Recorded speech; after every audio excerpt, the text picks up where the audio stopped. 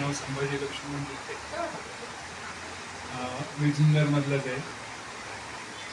प्रथमतः मोरे फिजिओथेरपीमध्ये सर्वांचं स्वागत करतो आणि ज्यांनी हे जे सगळं घडून आणलं मोरे त्यांचं पण अभिनंदन. कारण आपल्या गोरगरीब लोकांसाठी त्यांनी फ्रीमध्ये ठेवलेलं आहे आणि त्याचा सर्वांनी लाभ घ्यावा.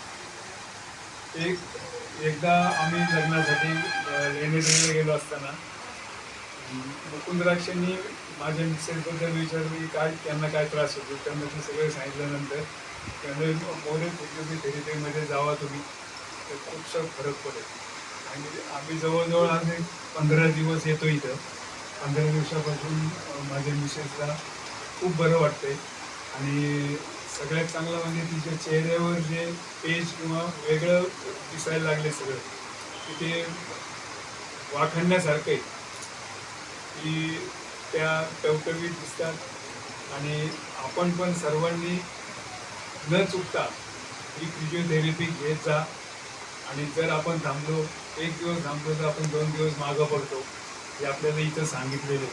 तरी सर्वांनी जरूर अवश्य आणि वेळेवर येत जा. मला जनरली तसं मानेचा थोडासा त्रास होत होता, पण ते जाणवत नाही, आता कमी झालं.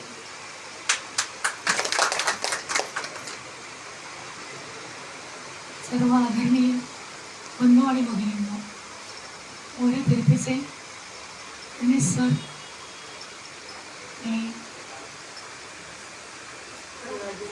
ऐकले सर, माझ्या तिन्ही मॅडम, त्या सर्वांचं पहिले मी अभिनंदन करतो. कारण हितामुळे आपल्याला गृह वाटावं त्याकरता त्यांनी खूप कष्ट केलेले आहेत. म्हणजे माणूस त्याला आपलं केलं आहे.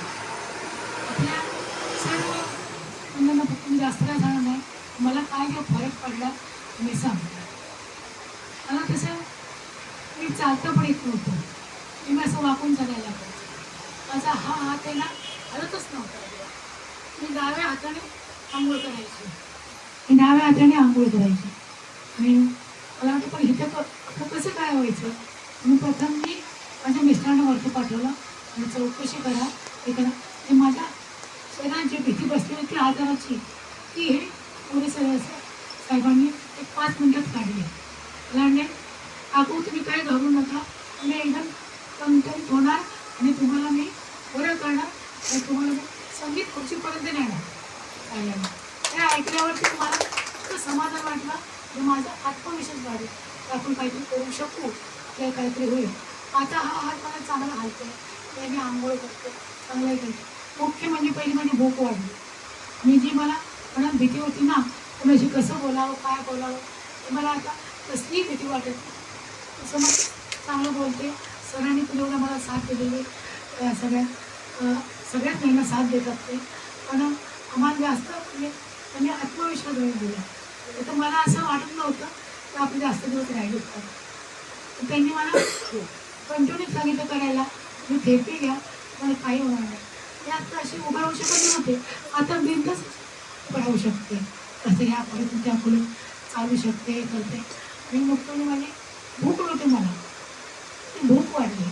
तर मला 3 टाइम व्यवस्थित जेवण जाते, झोप येते.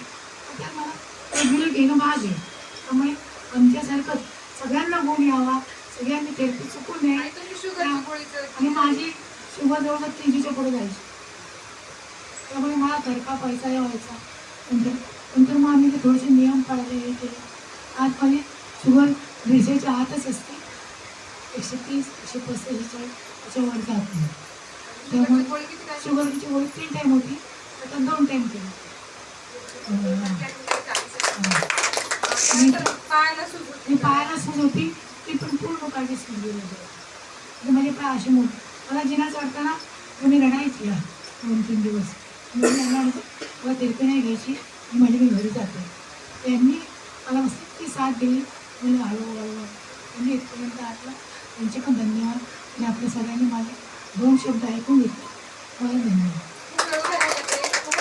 त्रास व्हायचा त्यांना आणि ह्या सरळ उभ्या राहत नव्हते ज्यावेळेस त्या पहिल्या दिवशी इथं आल्या. अशी वाकून तर चालायची. प्रश्न पडला की थेरपी द्यायची कसं. तुमच्यापैकी बऱ्याच जणांनी बघितलं असेल पाय खूप सुजलेले होते, एकदम भयानक असे पाय सुजले होते. माझ्या पायाचं 3 वेळा ऑपरेशन झालेलं आहे.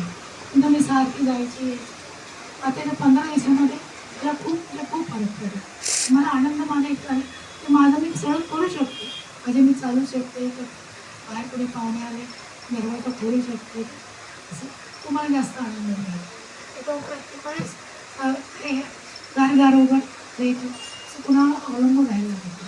त्यामुळे पहिल्या मोरे- 2-3 मोरे दिवस साहेबांनी आले त्यावेळेस बाबांनी बेडशीट वगैरे टाकून दिली. आता स्वतः टाकतात, काढतात. मोरे साहेबांनी एवढं आमच्यावरती अनंत उपकार केले. ज्यांना सेंटर त्यांनी सगळीकडे ओढावं अशी आमची अपेक्षा आहे. खूप छान फरक पडला. चांगला फरक पडलेला आहे. तुम्हाला पण फरक पडेल. रेग्युलेट आहे तरच. खूप खूप धन्यवाद आईबाबांचे. आता जोरदार क्लॅपिंग करायचे त्यांच्या